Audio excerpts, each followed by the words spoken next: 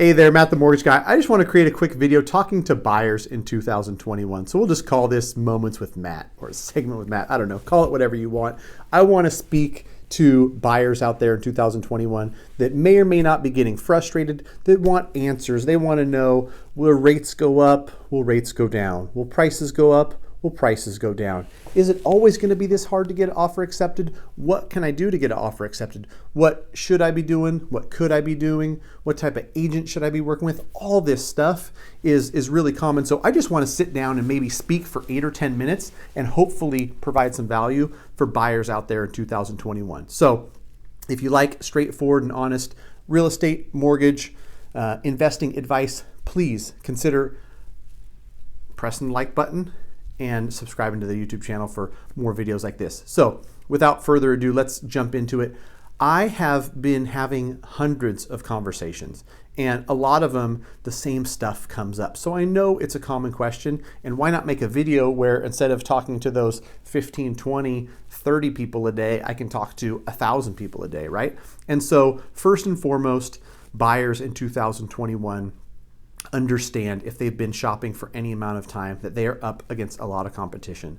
And it's not just Sacramento where I'm at or the surrounding area or all of California for that matter. It's all across the US. There's a serious lack of supply and a huge amount of demand. And when there's tons of demand and little supply, I've gone over this 1,000 times, it results in what we've got in 2021, 20, 25 offers on every single house. I'm calling listing agents every day when we submit offers, and I'm trying to just let them know that we've got super strong buyer, 30% down. We've already run DU, we've got an appraisal waiver. They've got an 800 credit score, W-2 income. It's gonna be a walk in the park. But even then, if we're only 30K above ask and there's 50, 60K above ask from other offers, then we're just not going to get the house. And so first and foremost, I want to address what I think rates are going to do. Because as a mortgage professional, that's like the question I get every single day.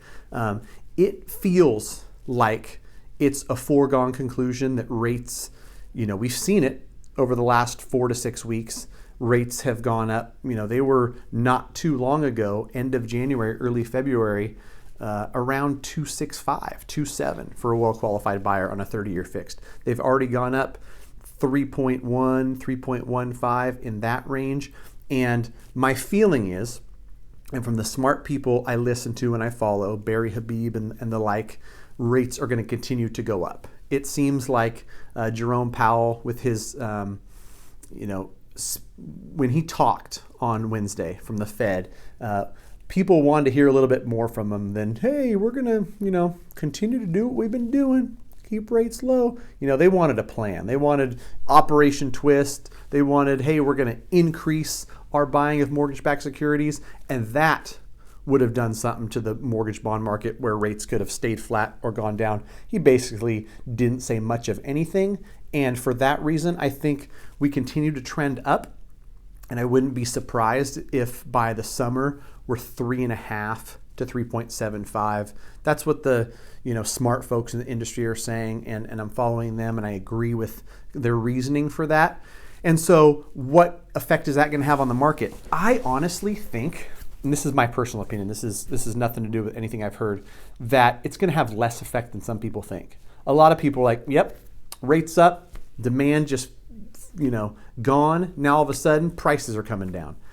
We've got so much demand, it's so imbalanced that I can't guarantee, but my best guess is that 2.7 to 3.5 is going to have demand shift ever so slightly, and we're hardly going to feel it. If you go from 25 offers on a house to 17, it's still highly competitive. Now, here's something that I really think could impact the market, and I'm excited about it. I've heard at least a dozen times, and when I'm hearing it in my conversations every day, more than likely it's a trend that's happening elsewhere, right? I'm hearing, well, my mom, who's at high risk, was really afraid to let people in her house and list her house. She just got her second shot 2 weeks ago. She's already talked to the agent on what she needs to do to prepare. She's going to go live in April and list her house. Now that kind of stuff gets me excited because we all know we have a serious inventory problem. If inventory doubled, We still would have a serious lack of inventory, but we'd see some relief. And by relief, I mean when you go view a house that's listed at $380, instead of offering $440, removing all your contingencies, giving your first child a pint of blood and all that other stuff that's going on right now, maybe you can offer $410. Maybe you can offer $405 and get it accepted. Will you be able to offer $350 6 months from now? Little to no chance. And so that's something that's probably worth addressing here too, is if you are one of the millions of people that are commenting online or basically saying, I'm waiting for prices to go down, I would tell you, I heard a good quote and it talks about, well, I probably shouldn't share that quote. That's probably not appropriate. But basically, you don't count on that, right? If you shit in one hand and hope in the other and see which one fills up first, yeah, it's that one. So that's what you probably do if you were hoping for prices to go down. I wanted to share that jewel with you guys. So will rates going up pull demand down a little bit, and will more people listing help the supply side? Yes. But that's not going to mean 20% decrease in prices. That's going to mean going from 30, 40, 50 above ask to 10,000 above ask or at ask. I don't see anytime soon, and by anytime soon I mean the next couple years, anything happening that's going to cause a decrease in real estate prices. Remember, and this is something that was brought up years ago, that when you see a decline in real estate, sometimes it's a decline from 10, 12, 13% year over year appreciation to 5 or 6% appreciation. Now, that decline means that we're slowing down. We're going from 75 miles an hour on the freeway to 55. We're still going forward. We're still driving. Things are still increasing. If they go from 13 to 5 or to 4, it's still increasing, right? And so that's something important to think about. And I think people's hopes right now are just, I think prices will go down because that's what I want to happen. And that would help me out. So that's what I think is going to happen. That's not a very good strategy. If you want to talk strategy, what I think you can do in a market like this is go out there and look for some ugly ducklings. I had that conversation multiple times today.